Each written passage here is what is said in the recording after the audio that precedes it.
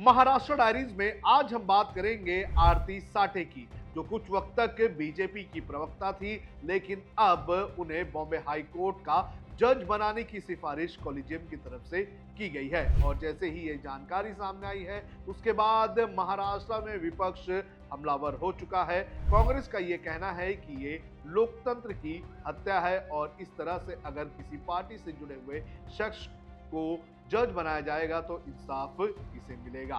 इसके अलावा बात करेंगे नागपुर से महाराष्ट्र नवनिर्माण सेना के कार्यकर्ताओं के एक वीडियो की, जिसके अंदर वो एक बैंक के अंदर तोड़फोड़ करते हुए नजर आ रहे हैं। इसके अलावा बात करेंगे मुंबई से सटे भिवंडी इलाके से आए एक दिल दहला देने वाले मामले की, जहां पर मेट्रो साइट के ऊपर से एक लोहे का सरिया एक रिक्शे पर गिरा, जिसके बाद वो सरिया जो है एक पैसेंजर के सर में घुस गया। गनीमत ये रही कि वो पैसेंजर अभी भी ठीक है, जिंदा है।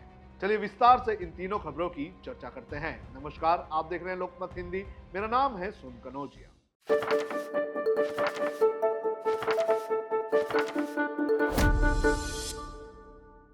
सुप्रीम कोर्ट के कॉलेजियम ने हाल ही में वकील आरती साठे को बॉम्बे हाई कोर्ट का जज बनाने की सिफारिश की थी और इसको लेकर अब महाराष्ट्र में राजनीति उबाल मार रही है।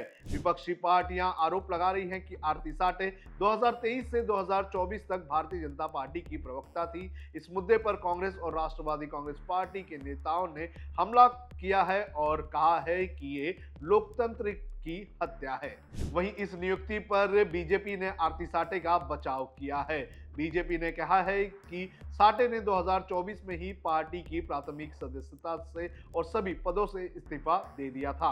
आरती साठे एक वकील परिवार से ताल्लुक रखती है और बॉम्बे हाई कोर्ट के वकीलों के अनुसार उनके पिता एक सीनियर वकील थे, जिनका नाम अरुण साठे था और वो राजनीति में भी काफी एक्टिव है। बताया जा रहा है कि आरती साठे वैवाहिक मामलों के अलावा टैक्स विवाद, सैट और सेबी से जुड़े हुए मामलों को देखा करती थी। 5 अगस्त को कांग्रेस की महाराष्ट्र यूनिट ने इस सिफारिश पर सवाल उठाए और एक्स पर लिखा कि बेशर्मी की हद, अचानक भाजपा प्रवक्ताओं को जज चुन लिया जा रहा है। भाजपा ने खुलेआम लोकतंत्र का क्रूर मजाक बना दिया है। वहीं शरद पवार की पार्टी के नेता और विधायक रोहित पवार ने भी एक पोस्ट लिखा। उन्होंने अपनी एक पोस्ट के साथ साठे का एक पुराना सोशल मीडिया पोस्ट भी शेयर किया और इसमें उन्होंने उनके प्रवक्ता बनने की जानकारी दी थी। उन्होंने एक्स पर जो पोस्ट किया उसके साथ उन्होंने क्या लिखा? उन्होंने लिखा कि पब्लिक प्लेटफॉर्म से सत्तारूढ़ दल का पक्ष रखने वाले व्यक्ति की जज के रूप में नियुक्ति लोकतंत्र के लिए सबसे बड़ा आघात है। इसके भारतीय न्यायिक व्यवस्था की निष्पक्षता पर दूरगामी परिणाम होंगे। केवल जज बनने की योग्यता रखने और राजनीतिक रूप से संबद्ध व्यक्तियों को सीधे जज नियुक्त करने के कारण क्या ये न्यायपालिका को राजनीति के अखाड़े में बदलने के बराबर नहीं है?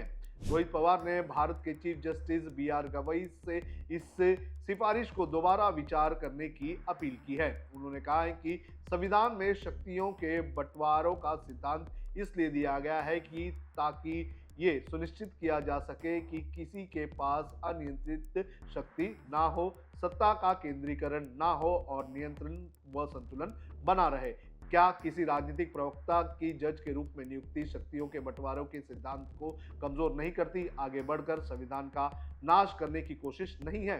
रोहित पवार ने साफ किया है कि आरती साठे की जज बनने की योग्यता पर उन्हें आपत्ति नहीं है। उन्होंने इस बात पर चिंता जताई है कि ऐसी नियुक्ति लोगों की बिना पक्षपात न्याय मिलने की भावनाओं को चोट पहुंचाती है। हालांकि बीजेपी के महाराष्ट्र मीडिया प्रमुख नवनाथ कमल उत्तम राव मन ने इन आरोपों को खारिज किया है। उन्होंने रोहित पवार के सवालों का जवाब दिया है और उन्होंने लिखा है कि गलत आरोप नहीं लगाने चाहिए। आरती साठे ने 6 जनवरी 2024 को बीजेपी प्रवक्ता के पद से इस्तीफा दिया था। ये पत्र बीजेपी के प्रदेश अध्यक्ष चंद्रशेखर बावनकुले और मुंबई बीजेपी अध्यक्ष आशीष शेलार को दिया गया था। इसके लिए उन्होंने अपने पोस्ट में आरती साठे का इस्तीफा भी शेयर किया है। उन्होंने गलत आरोप न लगाने की अपील की है। सुप्रीम कोर्ट के कॉलेजियम में चीफ जस्टिस बी.आर. गवई और अन्य वरिष्ठ जज शामिल हैं। ये कॉलेजियम उम्मीदवारों का इंटरव्यू करता है और फिर उनकी नियुक्ति के लिए केंद्र सरकार को नाम सुझाता है। कॉलेजियम ने 28 जुलाई को 3 नामों की सिफारिश की थी, जिनमें एक नाम आरती साठे का भी था। अब केंद्र सरकार इन नामों पर अपना फैसला लेगी, लेकिन उसके पहले ही महाराष्ट्र में इसको लेकर राजनीति शुरू हो चुकी है। अब बात करते हैं नागपुर से आए एमएनएस के वीडियो की। नागपुर में राज ठाकरे की पार्टी महाराष्ट्र नवनिर्माण सेना के कार्यकर्ताओं की एक गुंडागर्दी का वीडियो सामने आया है। कार्यकर्ताओं ने बैंक के कर्मचारियों को थप्पड़ मारकर बैंक के नाम पर कालिक पोतने का काम किया।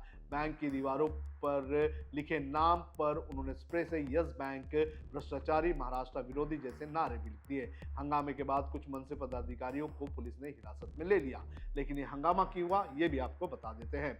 दरअसल यस बैंक ने एक जेसीबी धारक को कर्ज दिया था, लेकिन किस्तें बकाया होने के कारण बैंक ने कार्रवाई की। जानकारी के अनुसार कर्जधारक जब आरटीओ पासिंग के लिए गया था, उस दौरान बैंक ने उसकी जेसीबी जब्त कर ली और उसे बिना सूचना दिए उसे बेच दिया। इस कार्रवाई के विरोध में नागपुर के माउंट रोड स्थित यस बैंक शाखा के बाहर अनिश्चितकाल का आंदोलन किया गया। अब इस कर्जधारक ने क्या बताया आपको बता देते हैं। इंद्रजीत बलिराम मूले नामक कर्जधारक का कहना है कि उसने कर्ज लिया था, लेकिन कई बार बैंक के चक्कर लगाने के बाद भी उसे न्याय नहीं मिला, इसलिए अब उसने मनसे से मदद मांगी और उसी के तहत मनसे ने आंदोलन की शुरुआत की। अब आते हैं भिवंडी की खबर पर, जो अपने आप में चौंका देने वाली है। महाराष्ट्र के भिवंडी से एक चौंका देने वाला मामला सामने आया है। भिवंडी में मेट्रो प्रोजेक्ट साइट के पास सोमवार दोपहर को एक दिल दहला देने वाला हादसा सामने आया। नारकोली पुलिस स्टेशन के पास बन रहे मेट्रो स्टेशन के ब्रिज पर काम के दौरान एक 5 से 6 फीट लंबा लोहे का सरिया अचानक ऊपर से गिर गया। सरिया एक चलती हुई रिक्शा पर गिरा और उसमें बैठे युवक के सर में जा घुसा, जिससे वो गंभीर रूप से घायल हो गया। मामला क्या है ये आपको बता देते हैं। घायल युवक की पहचान सोनू शेख के रूप में हुई है, जो भंडारी कंपाउंड विठल नगर का निवासी है और मजदूरी करता है। जानकारी के अनुसार हादसे के समय वो बगे फिरदौस इलाके से खाना खाकर लौट रहा था। जैसे ही रिक्शा मेट्रो ब्रिज के नीचे से गुजरा, भारी लोहे का सरिया अचानक ऊपर से गिरा और सीधे युवक के सिर में जा घुसा। स्थानीय लोगों की मदद से घायल युवक को अस्पताल में पहुंचाया गया। इलाज शुरू करने से पहले डॉक्टरों को कटिंग मशीन से रॉड को काटना पड़ा। उसके बाद युवक को का सिटी स्कैन करवाया गया। डॉक्टरों के अनुसार उसकी हालत अभी भी गंभीर बनी हुई है। घटनास्थल पर मौजूद एक चश्मदीद ने बताया है कि मेट्रो प्रोजेक्ट के काम में लगातार लापरवाही बरती जा रही है। उसने बताया कि इससे पहले भी साइट से लोहे की रॉड गिरने की घटनाएं हो चुकी है, लेकिन कोई ठोस कार्रवाई नहीं हुई। अब सुनिए क्या कहना है लोगों का। हादसे के बारे में तो पूरी अभी आधी भिवंडी जानती है, क्योंकि ये जो हादसा हुआ उसका वीडियो वायरल हो चुका है। यहाँ पे जो एमएमआरडी का काम चल रहा है, वहाँ से जो सलिया, रॉड, पत्थर जो ऊपर से ब्रिज के ऊपर से गिर रहे। आज रिक्शे में एक आदमी के साथ में हादसा हो चुका है। उसके सर के अंदर कम से कम 2 से 3 इंच का सलिया घुस चुका है। उसको प्राइवेट हॉस्पिटल नोबल में भर्ती कराया गया है। वो पैसेंजर जो है वो रहने का विठल नगर का, मतलब ये यहाँ से जो बाजू का एरिया वहाँ का रहवासी है। मेरी तो यही दरख्वास्त है कि आप जो भी उसका मुआवजा हो वो उसको भरपाई करके दीजिए, और जो है कर्मचारी उन पर कार्रवाई होना चाहिए। स्थानीय लोगों और सामाजिक कार्यकर्ताओं ने इस हादसे को एजेंसी की घोर लापरवाही का नतीजा बताया है और जिम्मेदार अधिकारियों पर कड़ी कार्रवाई करने की मांग की है। हादसे के बाद इलाके में दहशत का माहौल है। लोगों का कहना है कि अगर ये लापरवाही नहीं होती तो एक युवक को इतने बुरे हालातों का सामना नहीं करना पड़ता। ये घटना अपने आप में सवाल खड़े करती है कि किस तरह से मेट्रो साइट्स पर जो काम हो रहे हैं वहाँ पर किस तरह से जो लापरवाही है वो बढ़ती जा रही है और उसका खामियाजा आम आदमी को उठाना पड़ रहा है। तो ये थी महाराष्ट्र डायरीज की आज की खबरें। देश और दुनिया की खबरों के लिए आप देखते रहिए लोकमत हिंदी।